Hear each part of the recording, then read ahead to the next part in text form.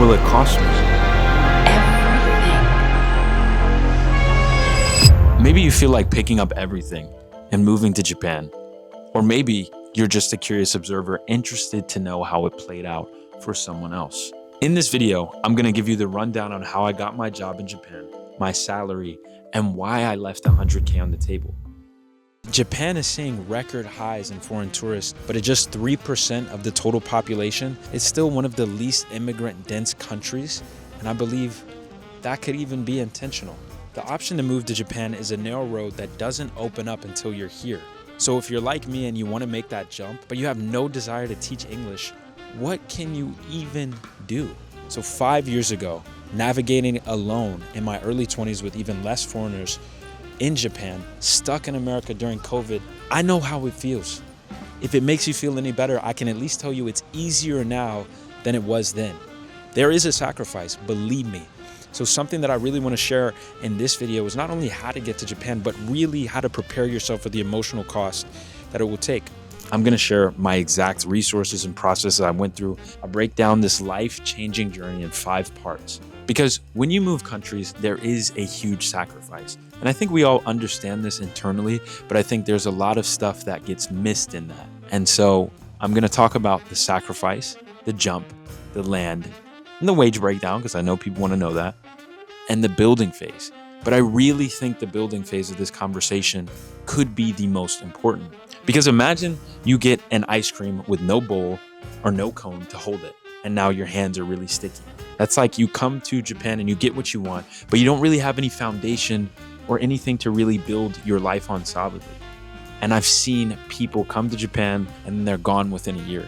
And so to avoid that, I hope that you watch this all the way through to get the value, as I'm going to try to pack in as much as I can throughout we go through this.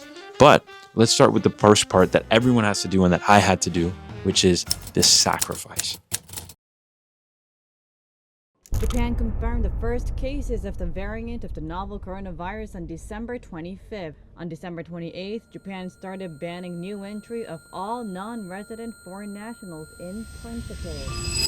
To be honest, I wasn't supposed to be in this position. And I know that sounds crazy, but I had already sacrificed everything. Because here I was at 20 years old, already living in Japan on exchange at Keio University, which started as a very random study abroad, became my new way of life. And 3 months prior, I just made my first girlfriend since middle school. My life was made. I already did it. I already gave up everything to live in Japan. But all of a sudden, reality hit and COVID happened.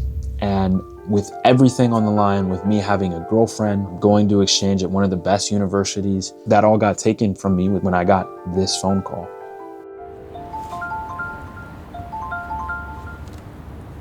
Hey, I'm looking for Josiah. Yeah. Essentially, with everything going on with COVID, we're gonna need you to leave Japan within the next 3 days. What? I understand it's a lot, but we need you to get on the flight that we booked for you and come back to America.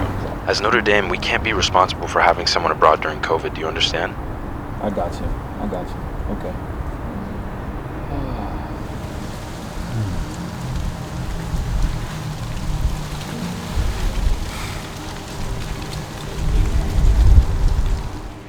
As soon as I landed in America, I scoured every single thing I could to get back to Japan. Literally everything. I read the news every day. Are the borders opening up? Is there anything that I can do? And I ran into the same problem that a lot of you run into as well, and why you're probably watching this video, is how do you actually get a job in Japan?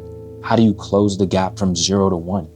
So when I started scourging the internet, this is what I came across is I pretty much got to live my life in 3 buckets now. I don't really have any other options. And I would have a work visa, which is a humanities engineering. I would have a student visa, or I could be on a business/entertainer visa. And the last one is I don't have the capital to start a business because I'm a college student.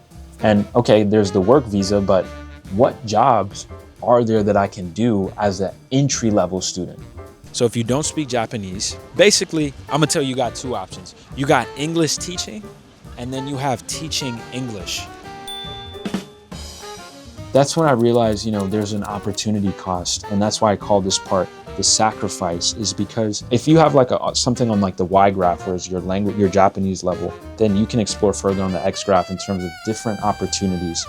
But if you only speak English, then you just have this narrow lane. Because when you don't know Japanese, and I didn't know Japanese, you kind of have to understand that no one can hire you for an entry-level role because you're just not trainable. Unless you understand Japanese and you're bilingual, they can train you up and stuff. And that's how Japanese companies hire. Unlike America, like if you study data analysis in America, you get data analyst roles generally.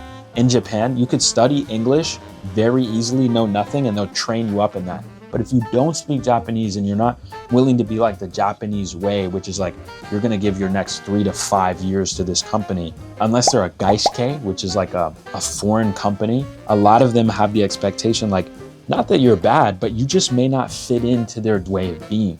And so for me, this was a very concerning point of like, I don't know how can I bridge this gap without being perfect in Japanese. So I pretty much found that I had 2 options, 2 paths. Let me tell you about the first way because that's how I almost came to Japan and why I think you might want to consider it, which was called the MEXT Scholarship. I found a scholarship that would essentially let me choose to do whatever I want. They would pay for me to learn Japanese, pay for my dorms, pay for me just to go to school, like give me a stipend, and also pay for my flights to and from my home country, which is America. Not only can it get you a full ride scholarship where your flights are paid for to and from Japan, I wanted to study film and that I was so passionate about media. But the thing is, it's an associate's degree that I was going for because I wanted to study film. So for me, that sounded like a really good option and my best bet of getting back into Japan. And I could just work part-time. Kind of felt a little bit risky for me. Like, why am I in debt already studying in college and I'm not getting a master's degree? I thought that's my only route and I'm willing to do that until I found something called the Boss Kitty. So every single year, a few thousand Japanese students fly from Japan across the world to Boston to interview Japanese companies that are looking for bilingual students. And I couldn't speak Japanese, but you know, the one thing that COVID did get me is that the career form was online. So I didn't actually have to fly because I wouldn't have had the money to do this and it wouldn't have really made sense in my opinion. But there was one job that had business Japanese preferred and I found it. It was like in the last page or something. And I was like, you know what? Okay, I'm gonna send it. And I waited and 3 days later, a message. First round interview. I proceeded to have 13 rounds of interviews. I remember hearing that I wasn't professional enough, which really confused me because I did all that prep with the recruiter to make sure that I was good. So I was like, what's giving them that vibe? And I couldn't figure it out. And so in a state of panic, I grew up doing theaters, had some rough idea about how appearances can affect, you know, your performance, right? So I grabbed some glasses that I swear, I could not see out of them. Like my eyes, it was those reader glasses that your eyes become like this big. And I remember like, I couldn't even see people's face in the interview. And I was just, I was kind of still reading my same script or I was going off the same script. And after that, I asked her, I was like, did you have the same feedback? Like, what did people say? And she was like, everybody said you were so professional. You seem so smart, very talented. And I was like, aha, my appearance is very much so affecting how people are interpreting my answers. If you want to be a salaryman and if you're trying to get that visa, if you are a square that needs to fit into a round hole, shave your sides, shave the edges. Because I made it, and as soon as I got there, I had no glasses. I had my hair cut in a fro, and they were like, what in the... And I had a fade, and yeah. So I was like, you know what? If I can make money to pay off my student loans, let's do this. I'll do this for a little bit. I'll get into what I need to do. Long story with that one. Did get some successes, but eventually I knew I needed to get out, and so now I'm out. But got the job, great. What's the next step? COVID strikes back and gives back. You see, there was one major problem. I couldn't go back to Japan even though I got the job. I mean, the borders were still shut down and it had been months since graduation and I've been planning to move to Japan since August and no money. And I told the schools and the jobs that I didn't apply for anything else. So there were days and days of no hope, and I began applying to jobs in America. I passed some interviews, and then boom, I landed a role at Amazon, which was crazy, 100K plus some stock, and if I hit my bonuses, a little bit more. My American college had paid off, and I'm supposed to just give that up. I mean, I could always transfer to Amazon Japan and just cancel that job offer. Plus the yen is at an all-time low. COVID taught me one thing, that anything can happen. And if the borders have been closed for 2 years, something could happen again. Even though it took me 9 months, 10 months, I did end up quitting my job at Amazon. I made the move to Japan, and let me say, the thing that was kind of the tip of the iceberg for me was the fact that I interviewed with so many people in the Japan Amazon office, and they always told me, like, your Japanese is really good, but to really build, we kind of want to have many different experiences of you already living in Japan. If you live in Japan and you already have a visa, you could obviously just come back. Like, we give you the opportunity to come back to Amazon in Japan. But there was one guy who really believed in me and wanted to get me to Japan, but he did everything he could. He pretty much just said, you're better off just moving here. And when he said that, it rung with me like, man, if I want this to be real, and I got this company and the borders are now open, I gotta quit and I gotta go. So I left. And funny enough, that guy who gave me that advice and really believed with me ended up becoming my next door neighbor in Japan. So life really does work in mysterious ways. It was completely unplanned. We ended up living at the exact same station. So essentially, through all this craziness of trying to get a job and having to wear fake wearing glasses and all this stuff, I got a job to be a sales recruiter, or essentially a recruitment consultant. In Japan, there are literally professional services to quit people's jobs. And not even help people quit their jobs, they do it for them.